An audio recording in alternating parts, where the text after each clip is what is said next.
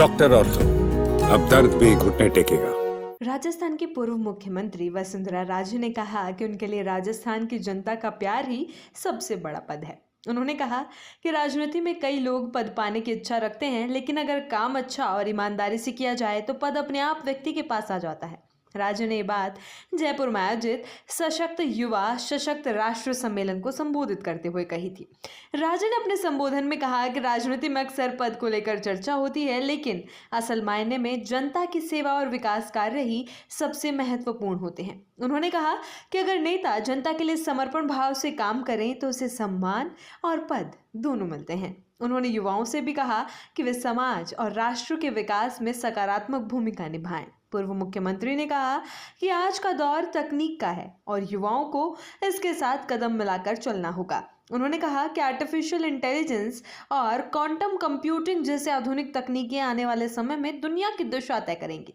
जो देश इन क्षेत्रों में आगे होगा वही वैश्विक स्तर पर नेतृत्व करेगा। इसलिए युवाओं को तकनीकी ज्ञान हासिल कर इन क्षेत्रों में आगे बढ़ना चाहिए। राजे ने युवाओं को नशे से दूर रहने की भी सलाह दी। उन्होंने कहा कि नशा युवाओं के भविष्य को कमजोर करता है और समाज को भी नुकसान पहुंचाता है। इसलिए युवाओं, समाज और सरकार को मिलकर इस समस्या के खिलाफ काम करना चाहिए। उन्होंने कहा कि अगर युवा अपनी ऊर्जा सही दिशा में लगाएंगे तो वे देश की सबसे बड़ी ताकत बन सकते हैं। उन्होंने कहा कि भारतीय मूल के लोग दुनिया के अलग अलग देशों में बड़ी उपलब्धियां हासिल कर रहे हैं।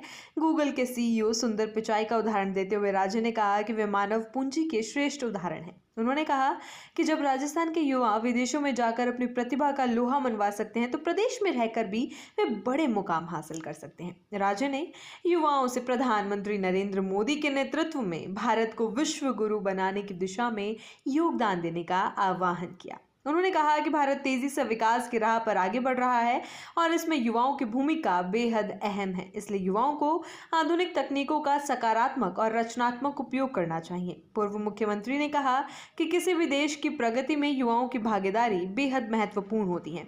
उन्होंने स्वीडन, जापान और जर्मनी जैसे देशों का उदाहरण देते हुए कहा कि इन देशों ने युवाओं में निवेश करके ही प्रगति हासिल की है। भारत भी अब युवाओं को निर्णय प्रक्रिया में शामिल करने और उन्हें आगे लाने की दिशा में तेजी से काम कर रहा है।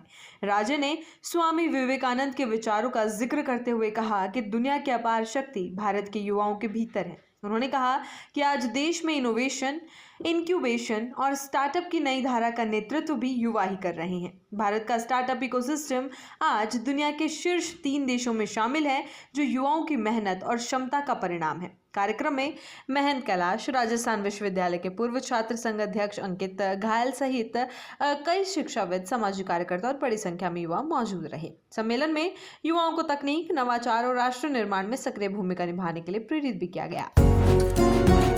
डॉक्टर ऑर्थो, अब दर्द भी घुटने टेकेगा।